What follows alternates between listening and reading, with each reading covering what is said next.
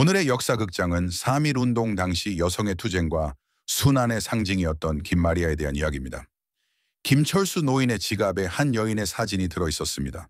그는 지갑을 늘 가슴에 품고 다녔고 지인들은 궁금해했습니다. 부인도 아닌데 도대체 누구냐고 물었죠.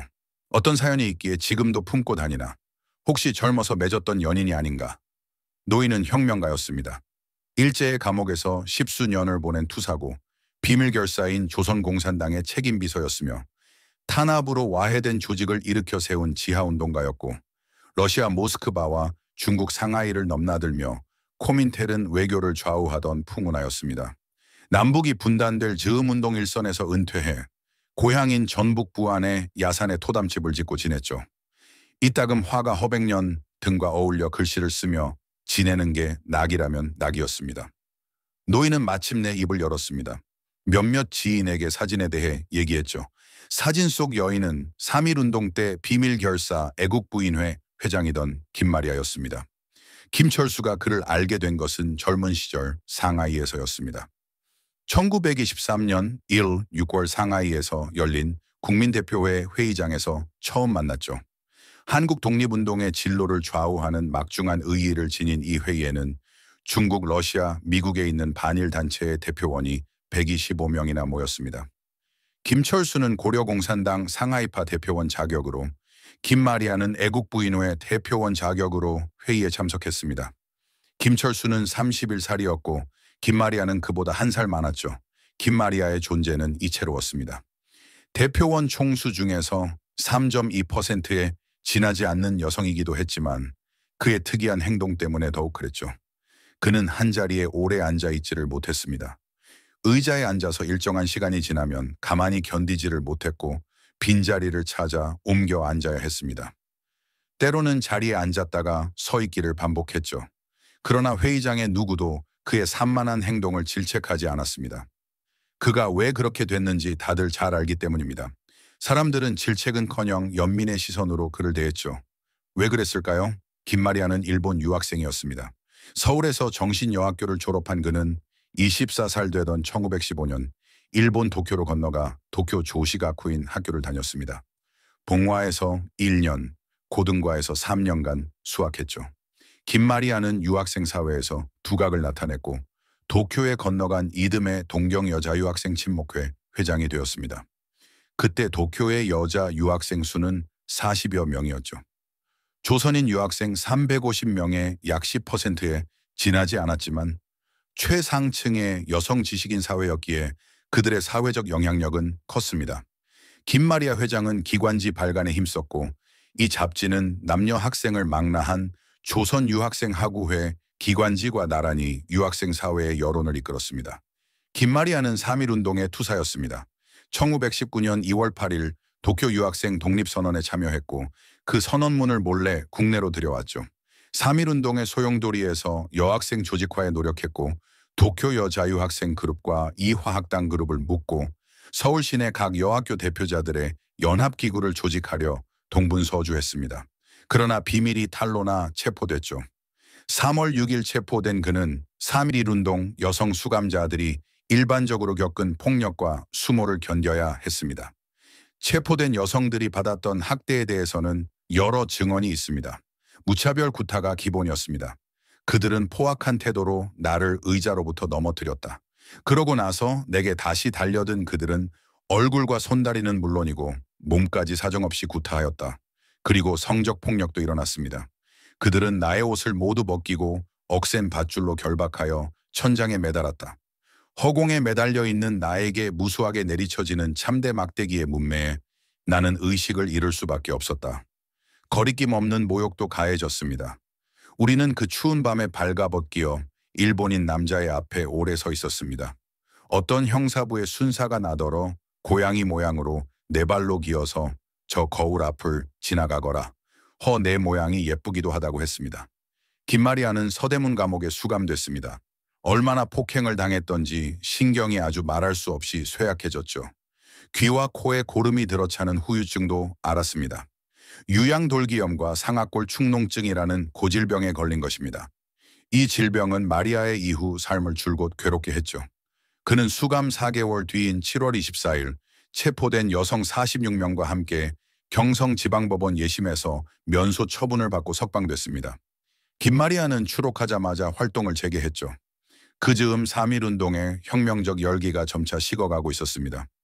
6월 28일 프랑스 파리 베르사유 강화 회의가 조선 독립에 대한 아무런 희망적 조치 없이 막을 내렸기 때문입니다. 만세 시위와 유인물 살포, 운동자금 모금과 수감자 지원에 종사하던 비밀단체들이 기력을 잃어가고 있었습니다. 여성단체도 그랬죠. 만세 시위 운동이 고조됐을 때 정신여학교 졸업 동기인 오현주를 중심으로 결성된 애국부인회가 침체에 빠져들고 있었습니다. 김마리아는 그 단체의 재조직에 나섰습니다. 10월 19일 여성 16명이 은밀히 모였죠. 정신여학교 부교장이자 미국인 선교사 천미래의 사택 2층에서였습니다. 김마리아는 선교사의 호의로 그곳에 기거하고 있었습니다. 그날 김마리아를 회장으로 하는 애국부인회가 새로이 출범했습니다. 그를 필두로 하는 정신여학교 졸업생 그룹이 주가 되고 황해스더 등 몇몇 이화학당 졸업생들이 가세한 형상이었죠. 전자는 기독교 장로교 계열이고 후자는 감리교 계열이었습니다. 애국부인회는 규모가 큰 비밀결사였습니다. 각 도에 하나씩 지부를 설립하기로 했고 적십자부와 결사대 같은 특별부서를 설치했습니다. 특별부서를 둔 까닭은 만세 시위운동이 종식된 뒤 무장투쟁으로 전환하려는 독립운동의 일반적인 흐름과 보조를 맞추기 위해서였죠. 김마리아의 안목이 정세 변화의 흐름을 꿰뚫고 있었음을 보여줍니다. 조직을 새로 추스른 지 불과 2개월도 차에 지나지 않은 그해 11월 28일 일제 검거가 시작됐습니다. 경북경찰부가 주무기관이었습니다. 검거 선풍이 분 지 며칠 만에 서울과 원산, 북간도, 제주 등지에서 52명의 관련자가 체포됐죠. 모두 여성이었습니다. 다들 대국영찰서로 압송됐습니다. 이처럼 정역적인 체포가 이루어진 까닭이 있었습니다. 밀고가 있었던 것입니다. 내부 구성원 가운데 배신자가 있었죠. 애국부인회 취지서와 규칙 등 비밀 서류가 발각됐고 지하실 땅 속에 묻어둔 등사판과 회원 명부도 드러났습니다. 공문서 작성에 사용한 여러 도장도 빼앗겼죠. 체포된 사람들은 폭력에 노출됐습니다. 특히 회장 김마리아는 저들의 표적이 됐죠. 신문관들은 그의 두 무릎 사이에 굵은 장작개비를 넣고 수갑을 채운 두 팔 사이에 쪼갠 대나무를 끼운 채 빨래 짜듯이 비틀었습니다. 코에 고무 호스를 끼워 물을 집어넣었고 굵은 나무 토막을 끼고 앉은 가녀린 여성을 짓밟았죠. 김마리아는 차마 입으로 옮기기 어려운 참혹한 고문을 받았습니다. 신문관들은 원하는 정보를 얻기 위해 그를 발가벗긴 채 손과 발을 묶었습니다. 곁엔 타오르는 화로가 있었고 인두와 쇠꼬챙이가 그 속에서 벌겋게 타올랐죠. 짐승 같은 자들은 끝내 그 도구를 사용하고 말았습니다. 화롯불에 달궈진 쇠꼬챙이로 여성 생식기에 화침질을 놓았죠. 그렇게 하고서 문지르면 그곳이 벗겨질 것 아니요. 진실을 전하는 김철수 노인의 목소리가 떨렸습니다. 김마리아는 공포와 고통에 몸부림쳤죠. 아주 그냥 머리를 때리고 터지고 소리를 지르고 그냥 욕을 하고 그러다가 결국 혼절했습니다. 김마리아는 육신과 정신이 파괴됐습니다. 정신이 혼미해 말을 분명히 하지 못했죠. 곡기라고는 입에 대지도 못했습니다. 뼈만 남은 몸에 얼굴은 퉁퉁 부었고 면회소에 나올 때는 제 발로 걷지를 못해 간수가 부축해야만 했습니다. 마치 송장을 떠매어 나오는 듯 했죠. 면회객은 그 모습을 보고서 끓어오르는 슬픔을 금하기 어려웠습니다. 나 아무래도 마리아가 살아나지 못할 것 같다고 면회소감을 얘기했죠. 기독교 선교사들의 노력이 주요했을까요? 1920년 5월 22일 대구지방법원은 김마리아의 병보석을 허가했습니다. 단 조건이 있었죠. 주거지를 대구 거주 블레어 선교사의 사택과 주변 건물로 제한하고 의료진 외에 어떤 조선인도 면회해서는 안 된다는 제한이 붙었습니다. 치료가 급했습니다. 그의 목숨을 위협하는 병증이 한둘이 아니었지만 그중 가장 위급한 것은 귀와 코에 들어찬 환홍이었죠. 1921년 6월 20일 고등법원의 최종 판결이 나기까지 김마리아는 3차례 수술을 받았습니다. 서울 세브란스 병원에서 2번, 한양병원에서 1번 수술이 이루어졌습니다. 고열과 신경쇠약의 직접적 원인이 되는 콧속과 양미간, 귀 속에 가득 찬 고름을 긁어내는 수술이었죠. 그러나 완치되지는 못했습니다. 시간이 지나면 긁어낸 자리에 고름이 다시 고이곤 했습니다.